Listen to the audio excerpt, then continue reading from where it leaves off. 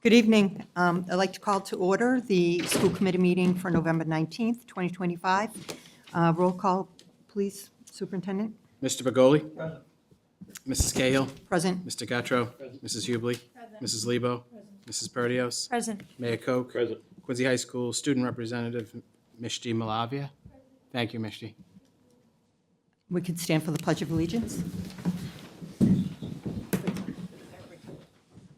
I pledge allegiance To the flag of the United States of America and to the republic for which it stands, one nation, under God, indivisible, with liberty and justice for all. Do you have any memorials?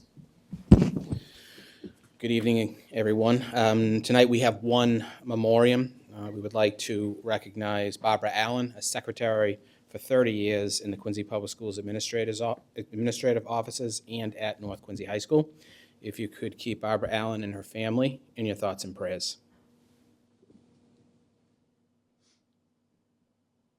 Thank you.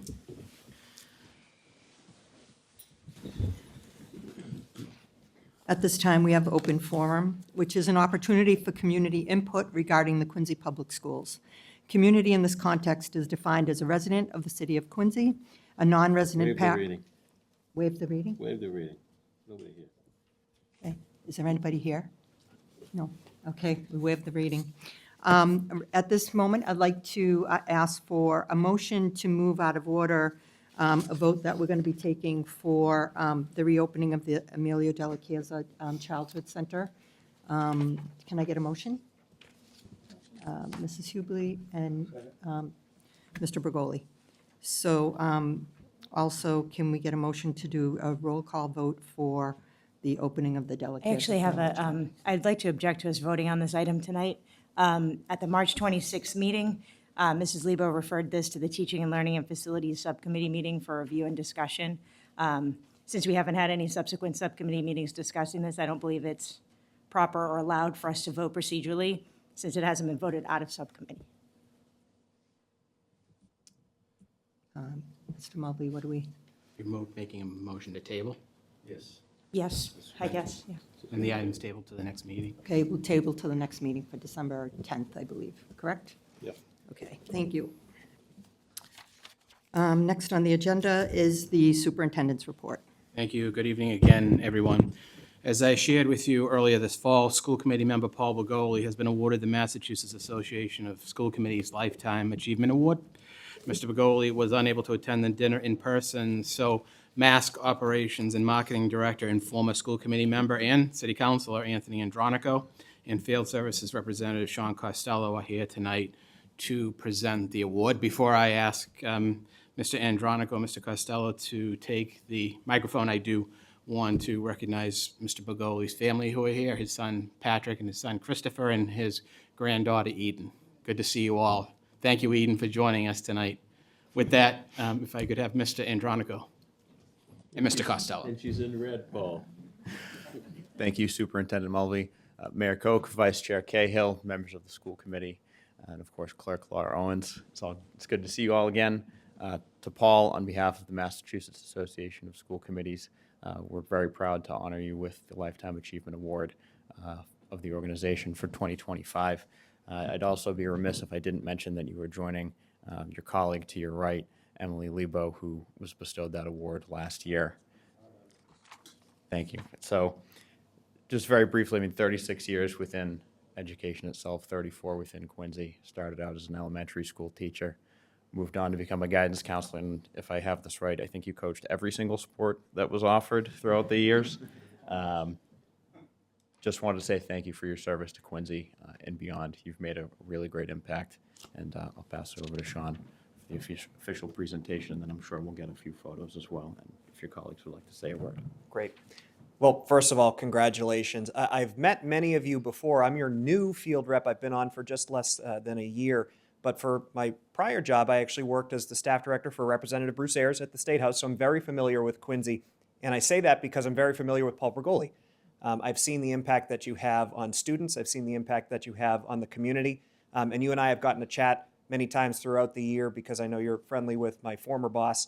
And I remember the first conversation we ever had was at Quincy Access TV. and I told you I was from Marshfield, and you immediately told me how many times you had beaten them in various sports over the years.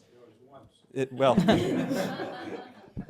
I didn't want to put you on the spot like that and tell you it was only once, but you did. You knew right off the bat, and you were very proud of that. So I always remember that. That was the first thing out of your mouth, and that to me speaks to the pride that you have for the community that you serve and the kids that you've worked with over the years. So we're very proud to award this to you. We only award a few Lifetime Achievement Awards every single year. There's thousands of school committee members in the Commonwealth of Massachusetts. There's hundreds of superintendents.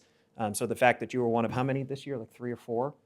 Yeah, like 3 or 4 statewide to receive a Lifetime Achievement Award, especially, after last year where Ms. Lebo had received one last year. It's very unusual for there to be 2 in a row, but it speaks to the quality of school committee members that you have here in Quincy. And again, it speaks to you and your long career of service to your city and to the students. So this is a Lifetime Achievement Award presented to Paul Bergoli in recognition of your years of service to the children and families of Quincy as a school committee member and community advocate for public schools, and it was presented by the Massachusetts Association of School Committees in 2025.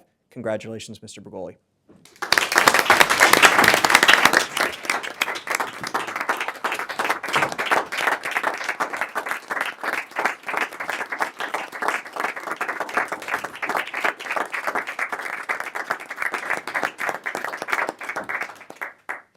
Am I supposed to speak? The floor is yours.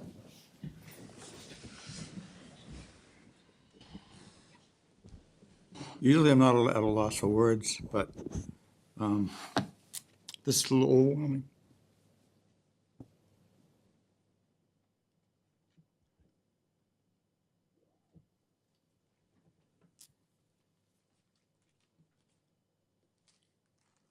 It means a lot to me, obviously. When I was in 5th grade at Goodley Bryant School, Pat Drew had a tremendous impact on me. And from then on, I knew I wanted to be a teacher and a coach. And in Quincy. I've met so many great people in my career, many of whom are in the school committee right now and past members of the school committee, past members of the superintendent's leadership team and current, and obviously the superintendent and prior superintendent, who is, both have become good friends of mine. And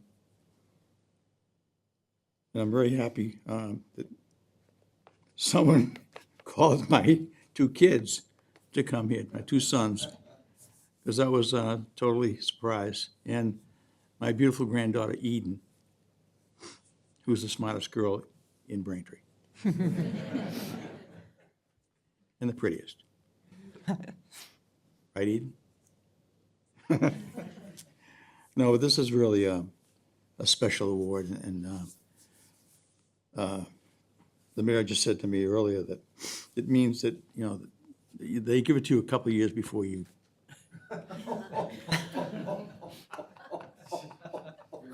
I hope that's not true. But I really am. I'm an emotional person anyway, but this is overwhelming for me. I'm very proud to have served this city for 34 years. And I thank the people of the city who had the faith in me to give me an opportunity to do this. And I just appreciate it so much. So, thank you,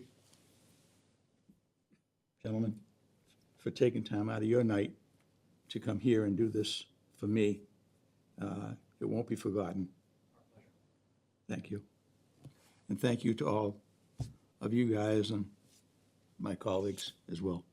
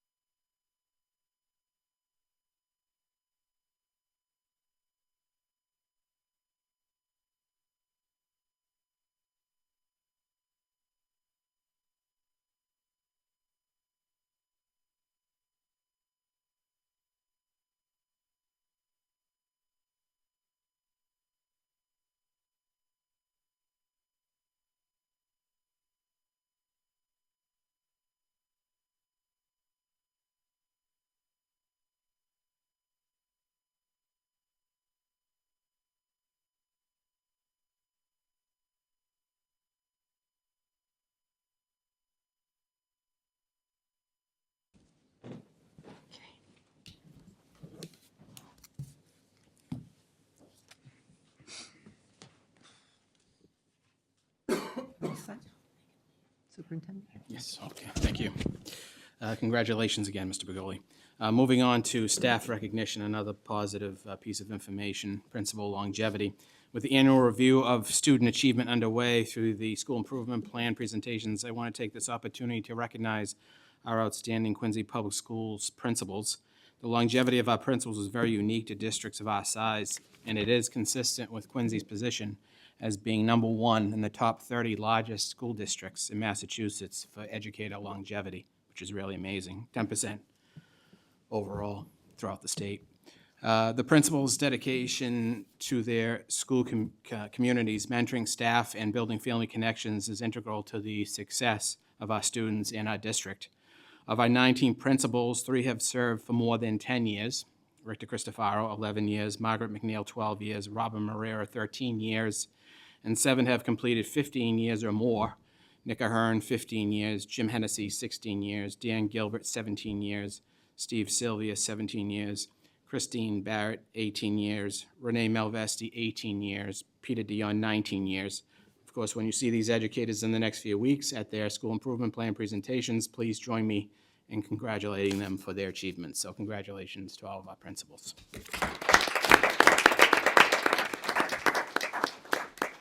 And you'll also see them, they've been invited to the December 10th recognition as well. So you'll see them there as well.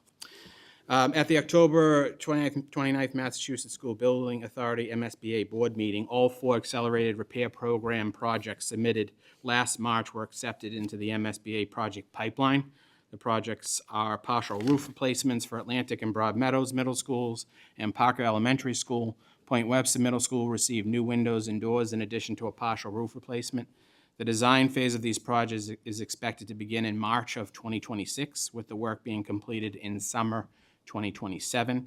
We are thrilled to be awarded these projects with the MSBA, which traditionally reimburses around 65% of the cost for these projects. And of course, we look forward to keeping you updated on next steps. A special thank you to Laura Owens, who works closely with Paul Hines, our Commissioner of Public Buildings, to file all the necessary paperwork, and it is voluminous paperwork, but we were able to get those successful votes. So we're looking forward to the completion of those projects in the years to come. The John and Abigail Adams Scholarships, congratulations to the over 200 graduating seniors in the class of 2026 who have been awarded the John and Abigail Adams Scholarships for scoring in the top 25% district-wide on the MCAS assessments. The scholarship covers 8 semesters of tuition at any University of Massachusetts State University or community college campus. Again, congratulations to those amazing students. Fall high school athletic update. Congratulations to the QNQ girls cross country team who captured the Patriot League Fisher Division Championship this fall. We'll be having a detailed review of fall high school athletics from Director Kevin Mahoney at an upcoming meeting, but I want to be sure to recognize the team for their great championship season. So congratulations to the QNQ girls cross country team. And again, you'll be hearing more about that at the athletic subcommittee. I want to extend my gratitude to all who participated in this past Saturday's City of Quincy School Emergency Response exercise at North Quincy High School. This was a significant undertaking that took a year to plan, and its success is a direct reflection of the professionalism, dedication, and collaboration of everyone involved. To the Quincy Police Department, Quincy Fire Department, Brewster EMS, FBI, and Massachusetts State Police, thank you for bringing your expertise, your commitment to public safety, and your willingness to train side by side with our school community. To the Quincy Public Schools Superintendent's Leadership Team, including Dr. Erin Perkins and Director Michael Dracchio, as well as North Quincy High School Principal Dan Gilbert, thank you for your leadership, coordination, and unwavering focus on student and staff safety. To Mayor Koch and members of the Quincy School Committee, thank you for your continued support and for recognizing the importance of proactive preparation such as this event was. And of course, to our custodial staff, our other general staff that were present at the building, as well as observers and volunteers, your behind-the-scenes work made this exercise possible. We are truly grateful for the time and effort you contributed to the day. Saturday's exercise was a tremendous success. It provided invaluable opportunity for Quincy's first responders and Quincy Public Schools Security Administration to train together, strengthen communication, and refine our coordinated response in the event of emergency in one of our schools. This was the first exercise of its kind in our district, and it makes an important step forward As we move ahead, we plan to conduct similar trainings at other schools throughout Quincy, making improvements based on what we learned on Saturday, and continue to build a safer, more prepared community for all. Thank you again for your dedication, your collaboration, your commitment to the safety of our students, staff, and families. Together, we are making a meaningful difference in the district. So thank you to everyone who participated. I don't know if anyone had any questions on that, but.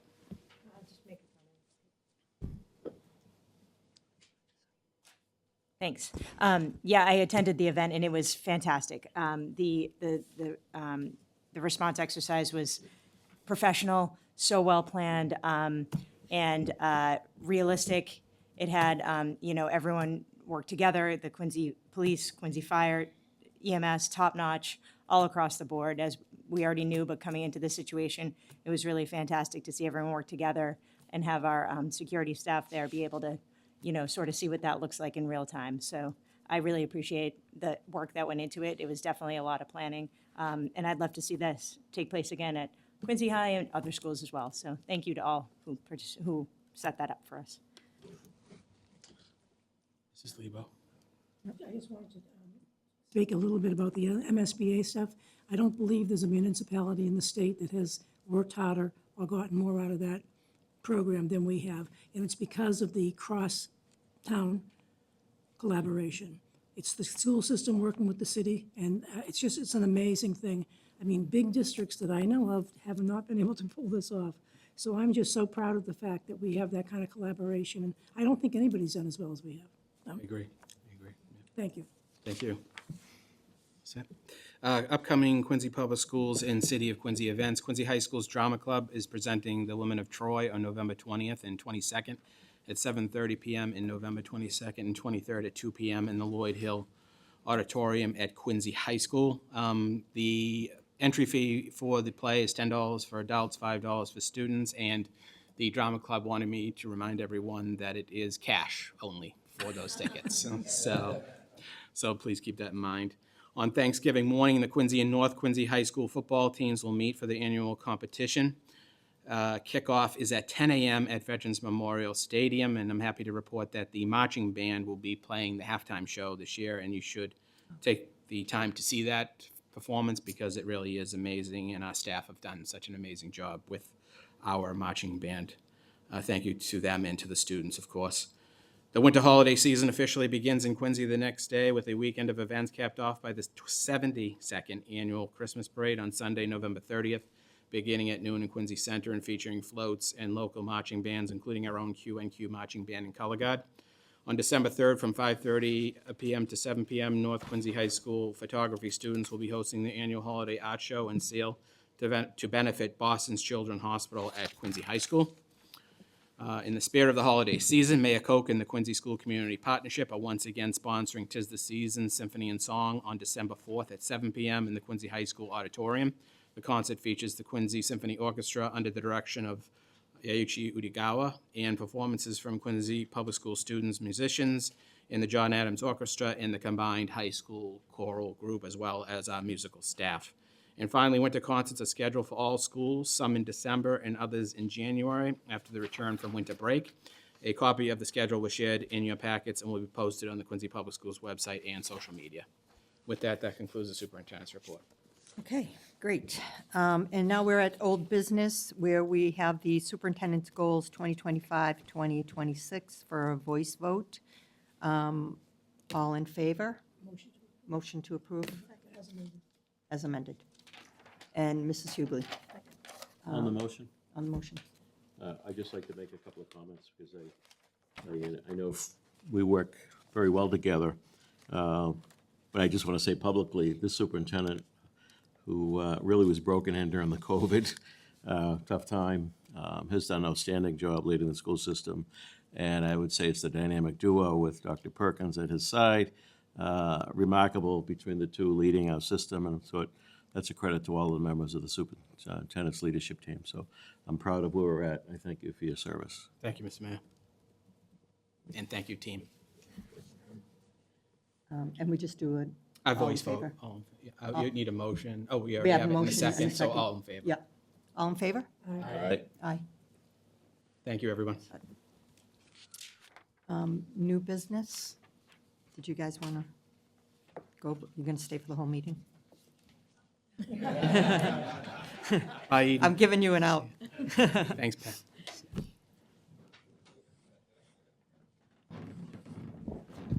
So, new business, we have the English Learner Education Program Improvement Plan with Ms. Wojcik, Ms. Stone, Mr. Lau, Mr. Tung, and Mr. Wu.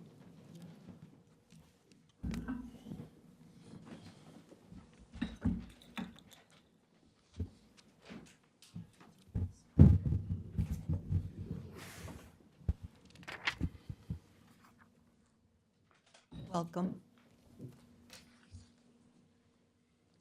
All right. Good evening. I think they work, Good right? evening. Do they work all right? Just tap it. Good evening. Maybe I'll lean down. You're good. Keep it Good. close. Up a little. All right, good evening. All right, it is my pleasure on behalf of the English Learner Education team of teachers, family liaisons, and central registration staff to present our program improvement plan. I'm here with members of the district-wide family liaison team who implemented specific goals highlighted in this plan. Sitting on the far left-hand side of me is Ray Lau. Next to Ray is Moshe Doan. Sitting on my immediate right-hand side is Ben Wu, and next to Ben is Laura Tung. Also, I'd like to mention the site-based family liaisons who also help to improve family engagement at the following schools: Polino Padre at Quincy High School, Emily Carey at both Atlantic Middle School and North Quincy High School. So this dedicated team of family liaisons are greatly appreciated.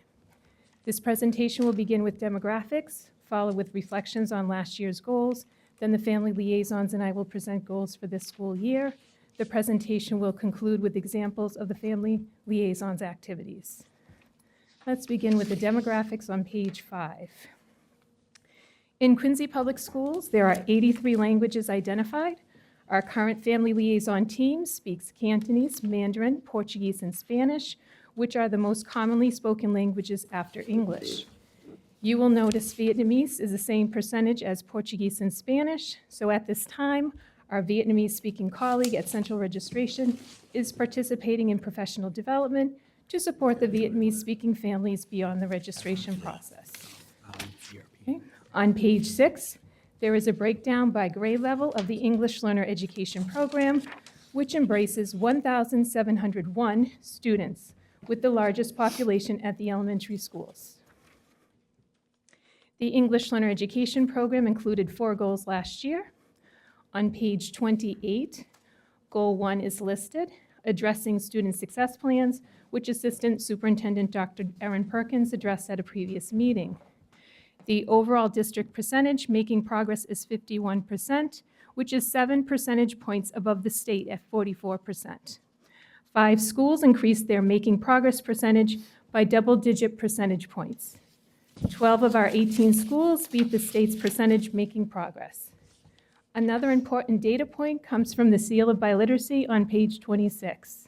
71% of the 2025 Seal of Biliteracy recipients were current or former English learners, emphasizing that the majority of the recipients are students who have developed proficiency in English while maintaining their heritage language. So a special thanks to the teachers for their continued advocacy, dedication, and efforts, which made this remarkable growth beyond the state possible. On page 29, we have Goal 2 listed, addressing the ESL curriculum implementation at both the elementary and middle school level. During this initial year of implementation, the teams focused on understanding and applying the new curriculum with fidelity, a special thanks to these teachers. Then on page 30, Goal 3 is listed, addressing the language access plan. The completion of the language access plan represents the culmination of a 6-year system-wide effort to strengthen equitable communication and engagement with families who need interpretation and translation services.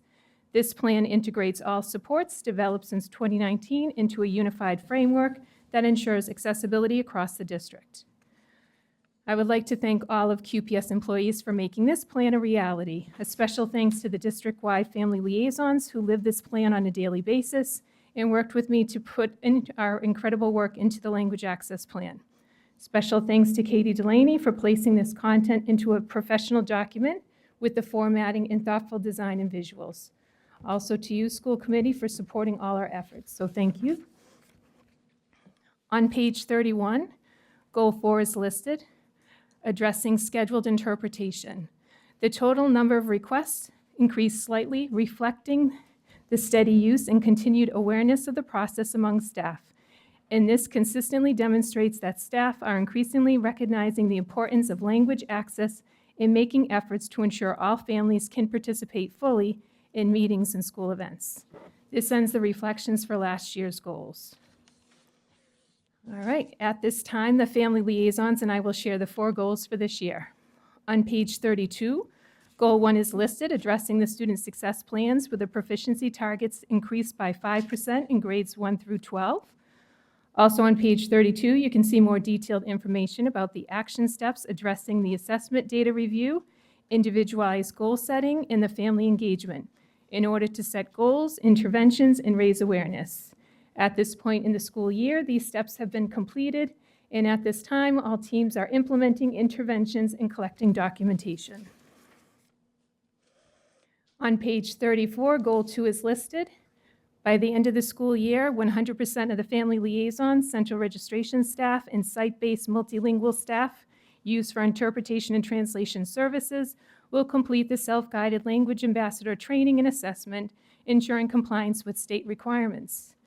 Our goal is to have interpreters to support families at formal meetings and language ambassadors to support families in informal interactions. So your interpreters are specialized to participate in IEP meetings, 504 plan meetings, disciplinary hearings, and other specialized meetings. Our third-party vendor and district-wide family liaisons are trained for these meetings. Meanwhile, our language ambassadors are the bilingual school employees who can assist families in their preferred language with basic communication about school-related matters like school attendance, field trips, parent pickup. This training provides fundamental information about interpretation, including ethics and standards of practice. Thank you for your continued support of the English Learner Education Program. And at this time, I'd like to introduce Moshi, who will share goal number 3. Good evening. Thank you, Heather. On page 35, goal number 3 is listed, addressing raising awareness of the Language Access Plan through district communications, accessible resources for families, and opportunities for families to learn about the plan at a minimum of 4 parent academies across 4 languages. Also on page 35, you can see more detailed information about the district communication steps needed in order to raise awareness of the Language Access Plan. At this point in the school year, these steps have already been completed. You can also see more detailed information about opportunities for families to become aware of the Language Access Plan. At this point in the school year, the plan has been shared with the families through the Community Notices newsletter. The family liaisons have also shared information about the plan during the first LPAC meeting and the first Parent Academy of the year. The family liaisons will continue to share this information during future LPAC and Parent Academies of this school year. Now, continuing down on page 35, you can see more detailed information about the accessible resources for families. We plan to check in with school secretaries to see if they need any support learning how to use the language line, and also check in with families about their experience requesting interpreters when calling the schools. In addition, we plan to check in with schools about displaying the printed resources available to families who visit a school's main office, such as the language identification resources listed on page 17 of the Language Access Plan. Thank you for your time.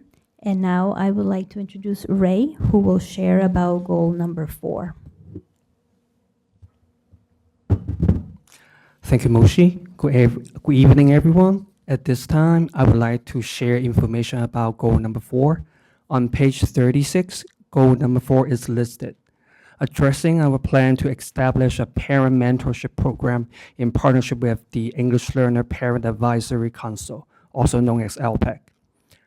The purpose of this program is simple but powerful: parents helping parents.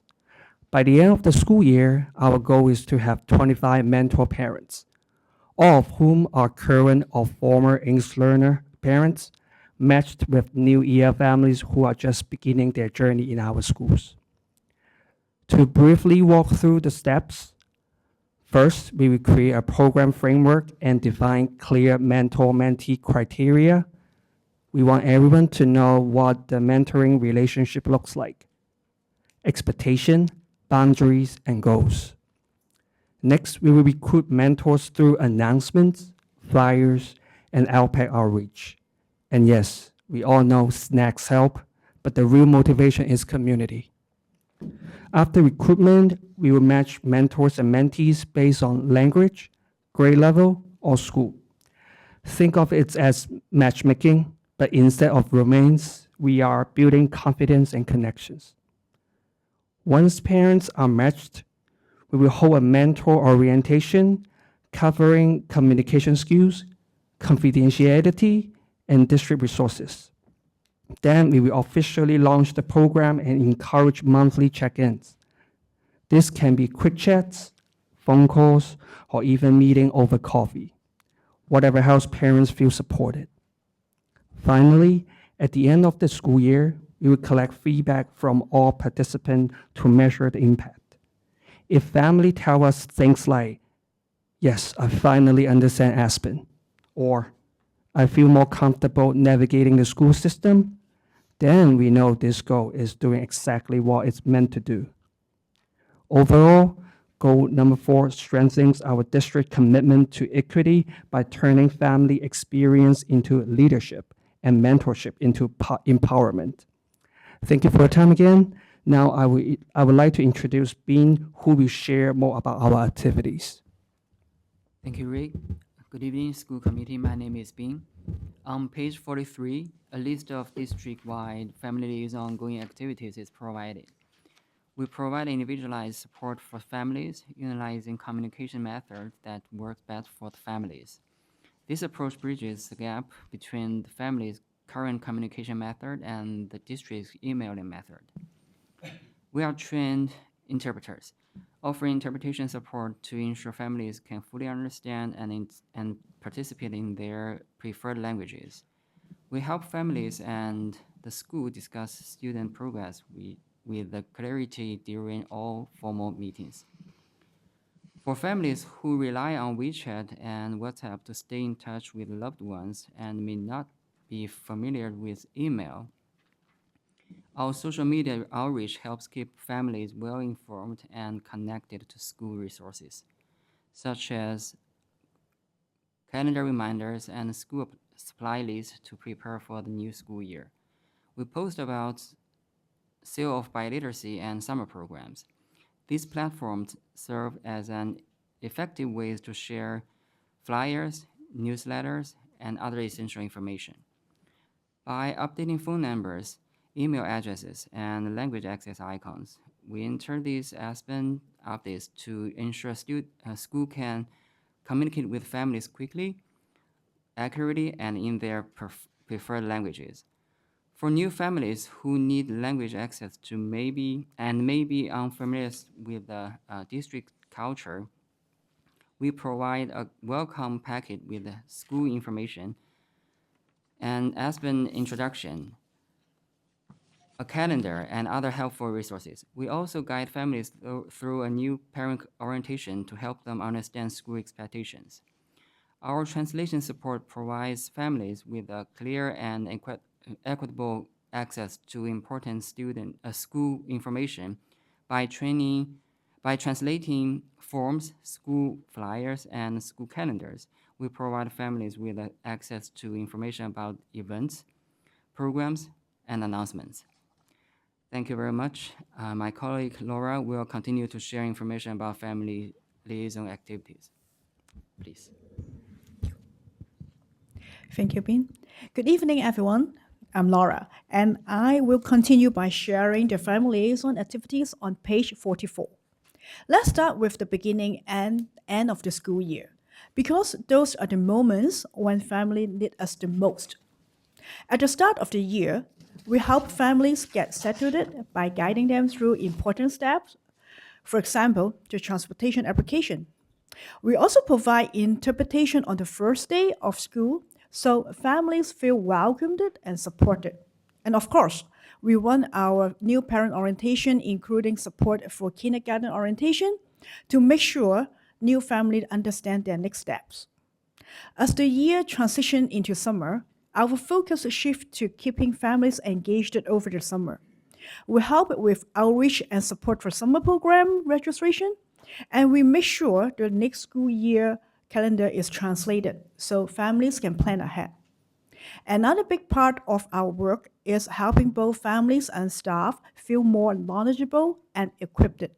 For families, we offer learning opportunities like parent academies and on-demand office hours. We also support students and families during high school course selection lives, which can be challenging without language support. For staff, we provide district-wide professional development session and support whenever they need help communicating with multilingual families. And to make sure we are always improving, we gather feedback from both families and staff throughout our language access survey. Their input help us understand what's working and where we can grow. We also work closely with ALPAC across the school year, such as providing interpretation, coordinating meetings, and coordinate the mentor program. And even when school is out, we are still busy. During the summer, we support programs like Camp Can Do and Swell, run the new parent orientation for families newly enrolled in QPS, and handle Aspen data entry. So everything is ready when students return. Our support isn't limited to certain moments. It's consistent. By staying engaged all year, we ensure every QPS family has the access and support needed for their children to succeed. That's what we wanted to share with you today. Thank you so much for your continued support. We would like to invite you to offer any comments or question for our team. Thank you. Paul? Your work is invaluable for our school system, and we're very fortunate to have you. Heather, I know you travel a long way every day to get here, and we appreciate you. So, hope, does she get gas mileage? Well, she should. Mr. Guttrow. Thank you very much. Excellent presentation. I always appreciate the presentation.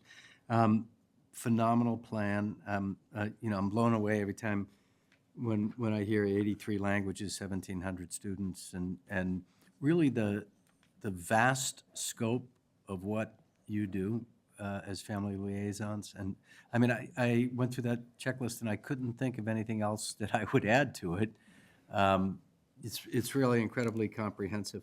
I had two questions. On past parent academies, what's the participation like, or does it vary?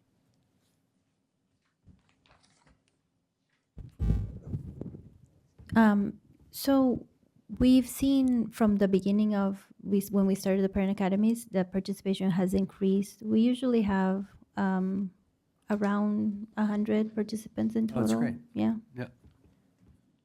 Excellent. Okay. And I love the idea of the mentor program. I thought that was great. Has the recruitment started? And if so, what's the schedule for all of that?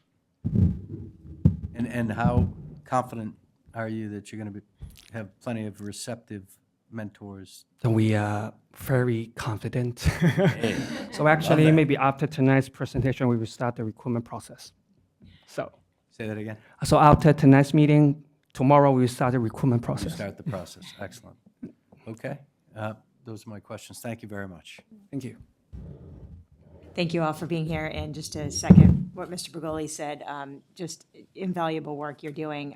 It's just such, it must just be such a help for these families coming in to just have someone be able to speak their language that understands and can speak to the culture as well and help them out. I think the mentor is just an expansion of that, to just sort of have someone who's gone through it, who's walked before them, to help them out with that and answer other kinds of questions that they may or may not feel comfortable asking you guys. I think that's fantastic. the number, it was actually surprising to me just how many EL students we have. 1,700 is a lot. And it's great. And just, having 4 family liaisons here, and plus I think you mentioned 1 or 2 others, that's a small team. Do you guys feel like that, like we need to be thinking about supporting that at all or with additional staff, or is it something that you're managing and making sure we're meeting everyone's needs? Right, so that's why I kind of on page 6 there with the Vietnamese piece, I'd really like to make that transition of having a Vietnamese family liaison. I would welcome that if that's something we can look forward to, but. Oh, thank you. I appreciate the opportunity to know what you need, and that's great. And just the number of minutes, I was also surprised on the number of minutes of interpretation, and that's not what you guys are covering. Correct. It's like 550 hours.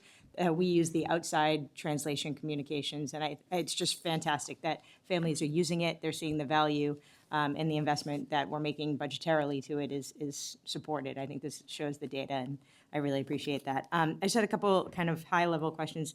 I know the LPAC, we're either this year or last year was kind of a rebuilding year. Can you just speak to how that's going, if you've had meetings, just sort of what you're seeing on the LPAC side? Sure. So at first, we were so proud to have more than 205 participants for our first meeting. So this year, I have already recruited 2 school representatives from Clifford Marshall and also from Point Webster. And then we are still searching for more parents with different language or different background. Hopefully to have all the, all 18, 19 schools representative and also, some of the board members. So, but we are working on it. And then we always share the LPAC information in all our new parent orientation, parent academies. And I'm pretty sure before the next LPAC meeting, we can have a little bit more people to join us. You're very ambitious. I love that. Thank you. Just the amount of support services you give our families is fantastic. I mean, high school course selection night is confusing for native English-speaking, families, so I just can't even imagine navigating it without English being your first language. Are you seeing the needs of EL families changing at all? Are you kind of providing different supports, or are you kind of seeing year to year you're sort of handling the same questions or the same concerns? I like how the microphones slide this way. I think that's what helped develop for the team, for them to put forward the mentorship, because we're seeing some questions we've never seen before.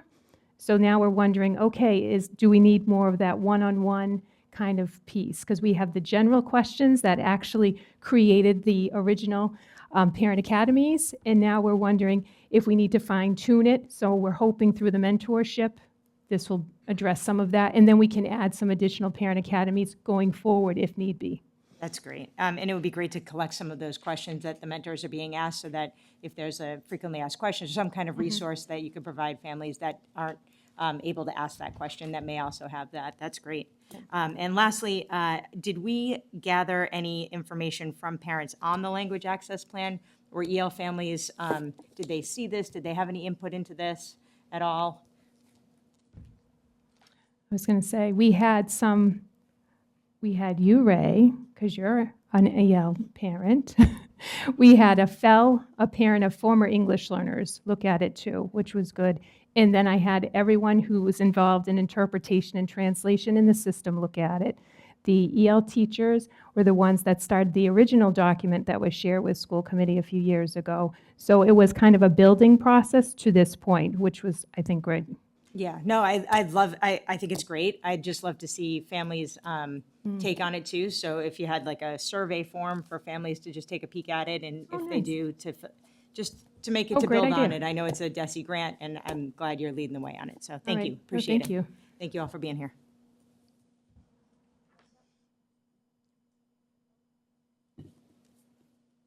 Thank you so much for the presentation. I was going to say one thing I was going to say to Mrs. Pergos's point. I did jump on the Zoom for your last LPAC meeting. Oh, nice. And that was wonderful to meet the board and how it was translated in so many different languages. And that was really wonderful. And there was over 100 people there. It was amazing. It was, that was really, really wonderful. So thank you for all that you do. Oh, thank you.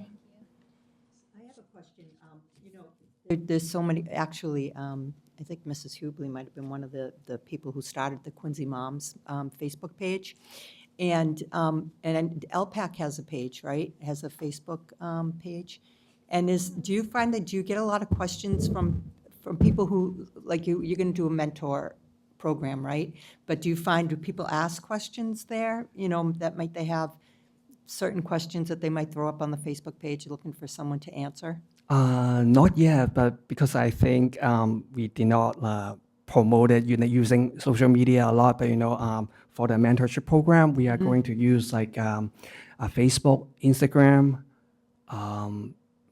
yeah, at least those two social media to expand the network, to let people know. So I'm pretty sure that there will be questions asking, how to join, or Yeah. what's the criteria, all this stuff. So I believe that once we start using more of the social media, and besides Instagram and Facebook, and also we can use our WeChat and WhatsApp to promote our new mentorship program. So I think we always welcome a lot of questions, and we'll always want to help the parents to answer those questions like right away. So I believe that when we're using more, they will have a lot more attraction. So parents' question will be coming.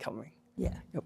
I think it's just an easy way for people to maybe have something and they can throw it up there, and then they either help each other answer the questions, or if you're monitoring it, Yep. you'd find ways to answer them, so. Absolutely. It might be a good option. Thank you. But, okay, we're great? Oh, we need a motion to approve. Mrs. Hubley, Mr. Guttrow, all in favor? Aye. Okay, thank you. Thank you so you. much. Thank you.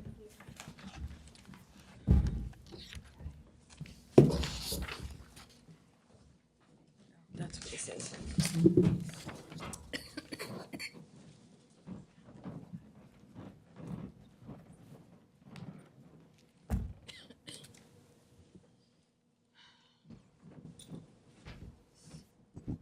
Desi District Review, Dr. Perkins. Yes. Well, thank you very much for having me here tonight. So I just wanted to give you a little update on something that will be coming down the pike for us in Quincy. So we have been selected, lucky us, to participate in a district review. We've been chosen to participate in this district review because we have not had a comprehensive district review in the last 5 years. This is different from a tiered focus monitoring review, which you may remember, some of you have talked about those before. So those typically focus on special education or civil rights, things like that. So this looks at everything. It's a pretty massive review, and it is a law, so we do not have an option. It's a Massachusetts general law. And so what will happen is the Department of Education will be coming to the district in January, the week of January 26th. We cannot opt out and we cannot delay it. We can't ask for a delay to the next year. When they do come, there's multiple parts to the review. So they actually hire a consultant from a company called AIR, which is a consulting firm that the Department of Education uses quite frequently.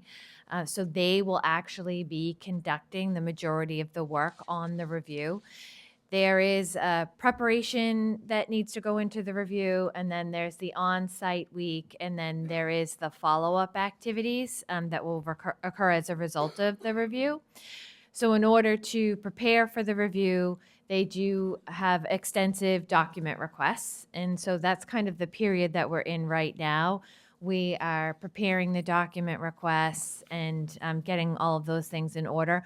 The information that they require needs to be submitted to them just about 2 weeks before they come on site.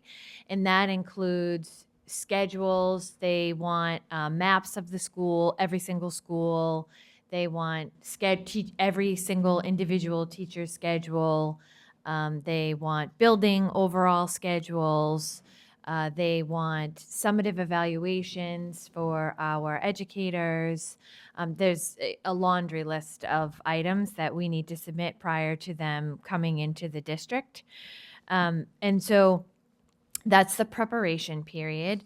Once they come, there probably will be about 8 people from AIR that will be in Quincy for the week.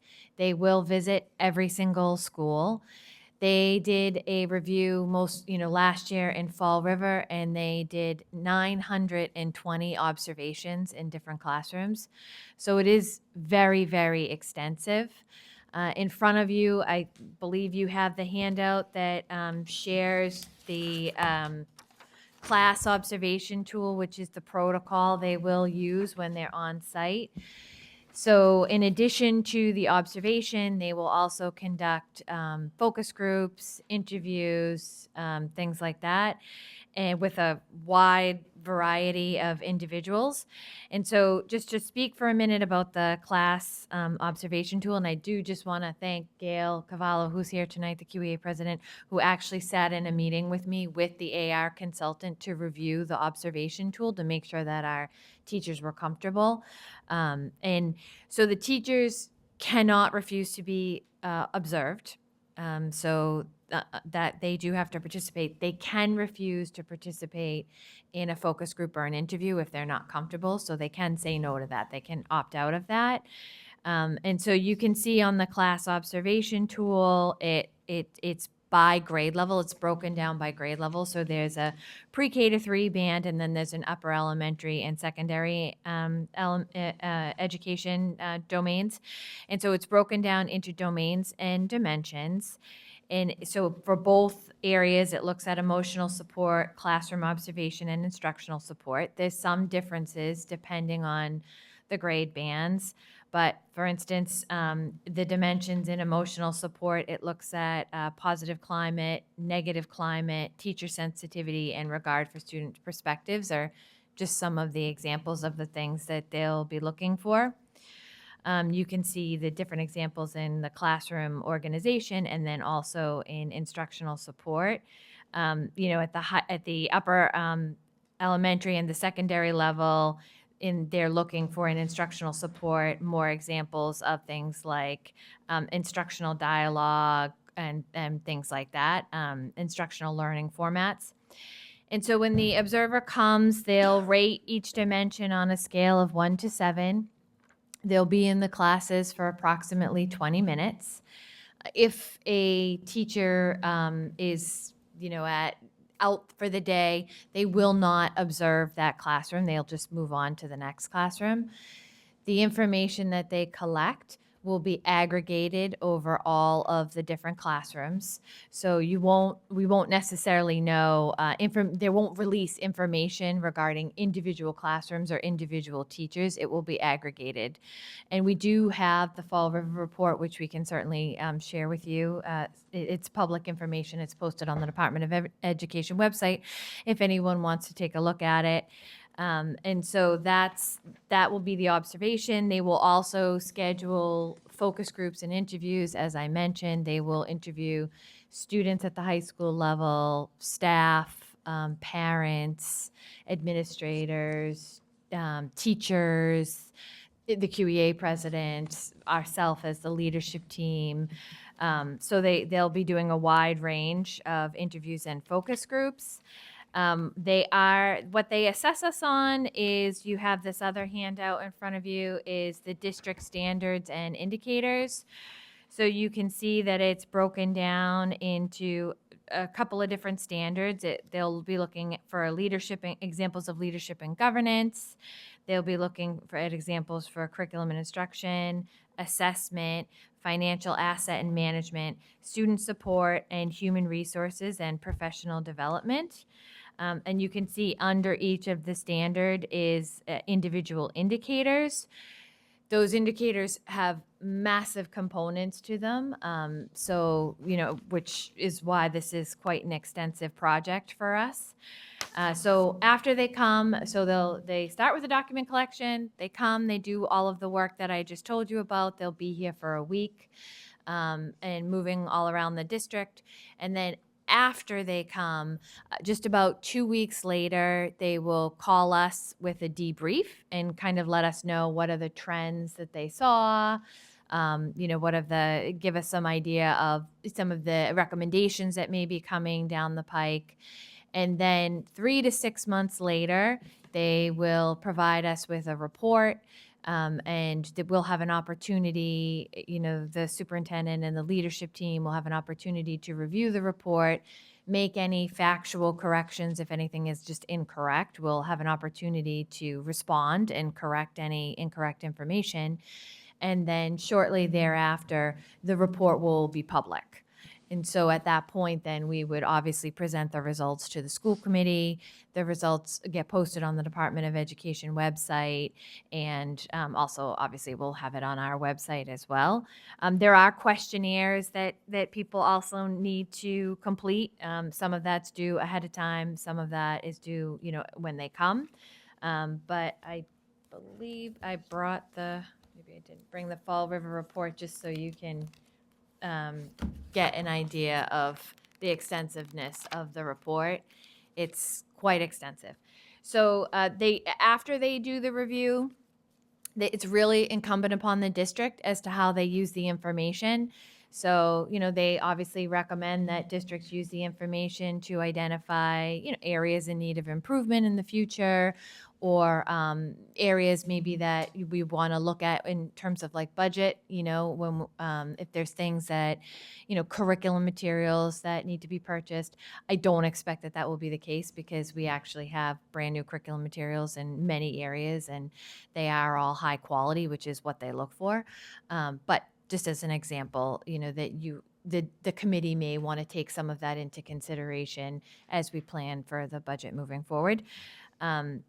And so I know that's a very quick snapshot of what we will be experiencing when they come to do the district review, but that is basically it in a nutshell. And I'm happy, there's a lot to it, so I'm happy to answer any questions. Thank you. So I understand we have no choice. We have to have them come. Will we be getting any of their credentials, background, will they background checks, that kind of things done, so that we have that information if they're going to be in our schools? Good question. We are currently in dialogue with them regarding that.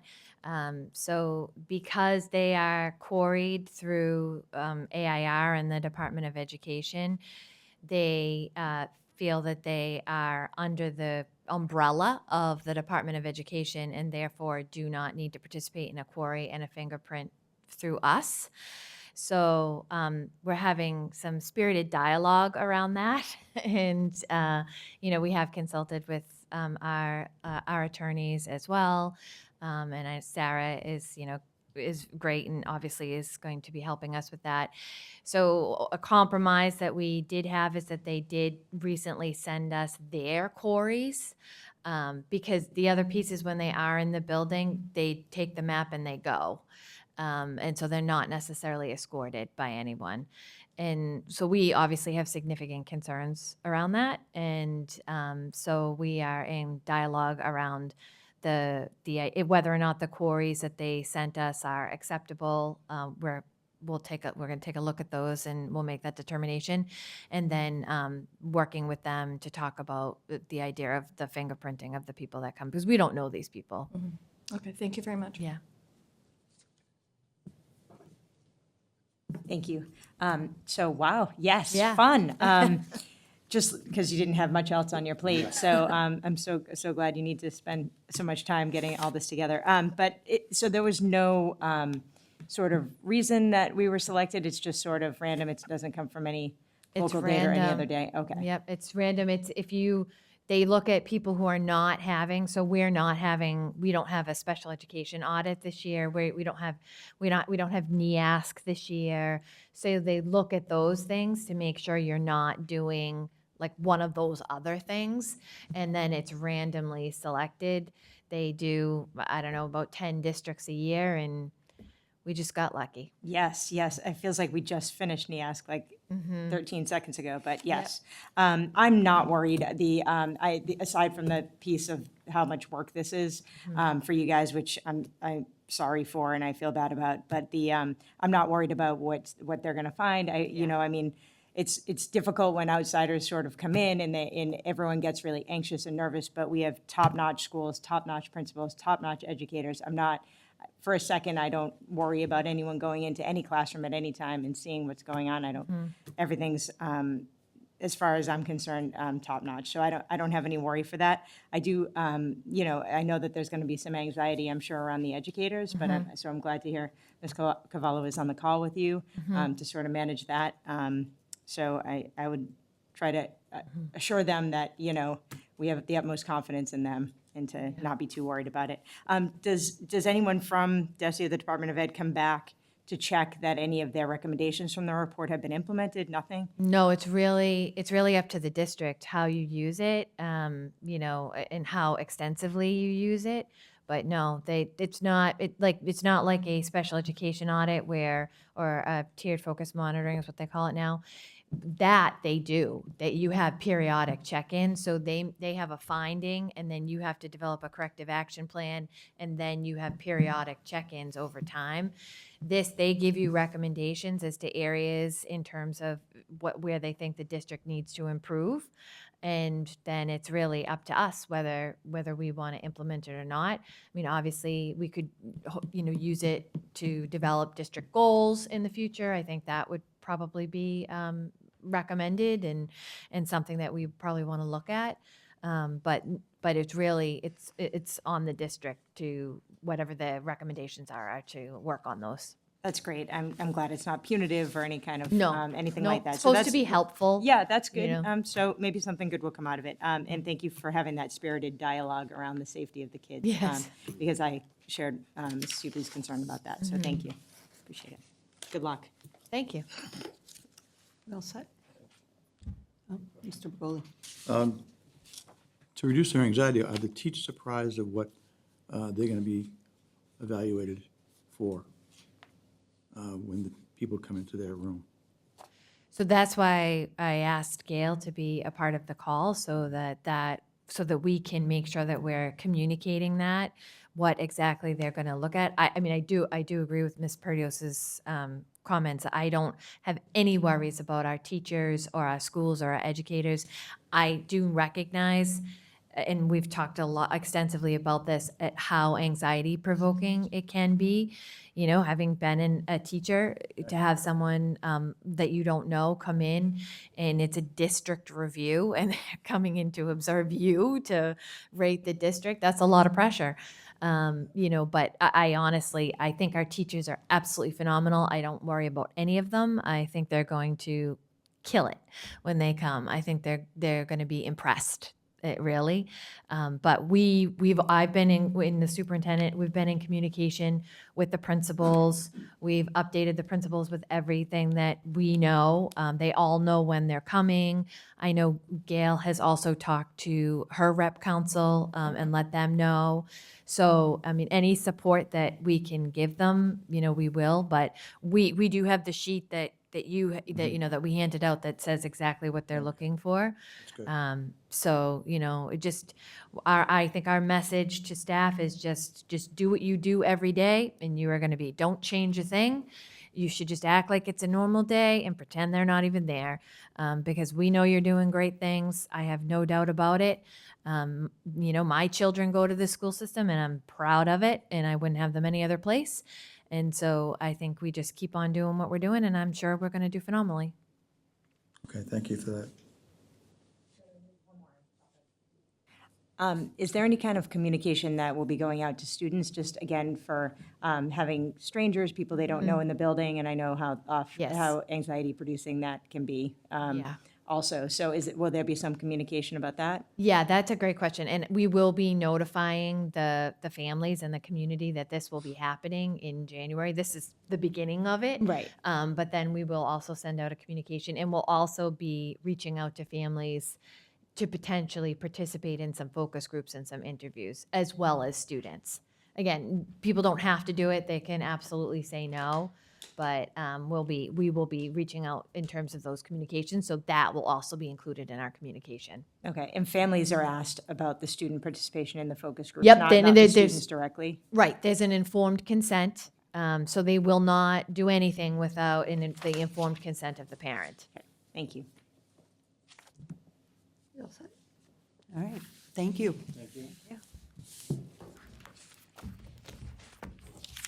Next on the agenda, we have QPS nurse appointment, Superintendent Mulvey. I think it's the mass conference resolution. Oh, sorry, mass conference resolution. There you go. Skipped right over you. No problem. Okay.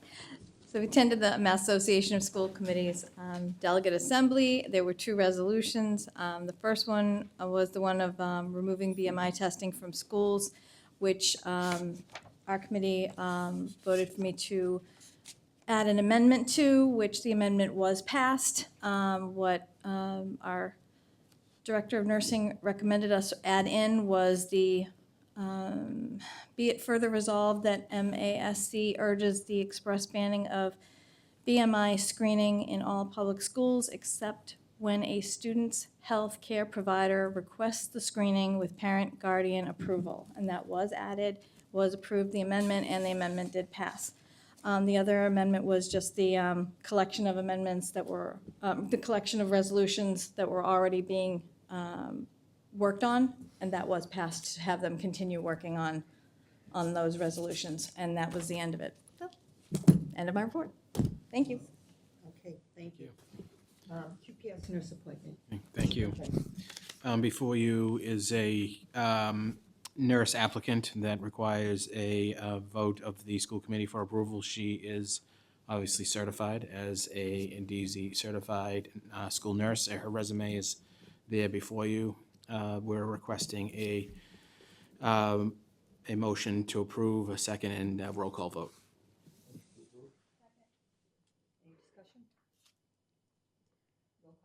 Mr. Bergoli? Yes. Mrs. Cahill? Yes. Mr. Guttrow? Yes. Mrs. Hubley? Yes. Mrs. Lebo? Mrs. Perdios? Yes. And Mayor Koch? Yes. Thank you. Thank you. School improvement plan facilities needs, Mrs. Hubley? Moving all of the school improvement plan facilities needs from all of our school improvement plans directly into the facilities, transportation, and security subcommittee as we normally do. This is just moving them there. Thank you. Okay, next we have 1, 2, 3, 4 memorandums of agreement. The first one is a memorandum of agreement between the Quincy School Committee and the Quincy Education Association Units A and C for sick bank. Roll call vote. Is there a motion? Mr. Bergoli, second. Mrs. Perdios. Any discussion? Roll call vote, please. Mr. Bergoli? Yes. Mrs. Cahill? Yes. Mr. Guttrow? Yes. Mrs. Hubley? Yes. Mrs. Lebo? Mrs. Perdios? Yes. And Mayor Koch? Next, we have a memorandum of agreement between the Quincy School Committee and the Quincy Education Association, Units A and C, for salary scale placement for Chapter 74 educators. Motion, Mr. Guttrow. Second. Second by Mrs. Hubley. Any discussion? Roll call vote, please. Mr. Bergoli? Yes. Mrs. Cahill? Yes. Mr. Guttrow? Yes. Mrs. Hubley? Yes. Mrs. Lebo? Mrs. Perdios? Yes. And Mayor Koch? Yes. Next, we have a memorandum of agreement between the Quincy School Committee and Quincy Education Association, Units A and C, for educator evaluation rubrics for licensed educators. Motion to approve? Mrs. Hubley, second by Mrs. Perdios. Any discussion? Roll call vote, please. Mr. Bergoli? Yes. Mrs. Cahill? Yes. Mr. Guttrow? Yes. Mrs. Hubley? Yes. Mrs. Perdios? Yes. And Mayor Koch? Yes. Thank you. And next, we have a memorandum of agreement between the Quincy School Committee and the Quincy Education Association, Units A and C, for educator evaluation rubrics for department heads and team administrators. Motion, Motion to Mr. approve. Bergoli, second by Mrs. Hubley. Any discussion? Roll call vote. Mr. Bergoli? Yes. Mrs. Cahill? Yes. Mr. Guttrow? Yes. Mrs. Hubley? Yes. Mrs. Perdios? And Mayor Koch? Yes. Okay. Thank next- you, everyone. Thank you. Next, we have a consent agenda, which requires a roll call vote. Is there a motion? Mrs. Motion to Hubley, second, Mr. Bergoli. Any discussion? Roll call vote, please. Mr. Bergoli? Yes. Mrs. Cahill? Yes. Mr. Guttrow? Mrs. Hubley? Yes. Mrs. Perdios? And Mayor Koch? Yes. Thank you. And next, we have additional business, which there is none. Communications, all meetings in the Cottington Building School Committee Room. Upcoming school committee meetings at 6:30 PM, December 10th, January 7th, January 21st, and February 11th. Upcoming subcommittee meetings, November 24th, December 1st and 3rd, teaching and learning, December 8th, teaching and learning, special ed, and EDI, all starting at 6 PM.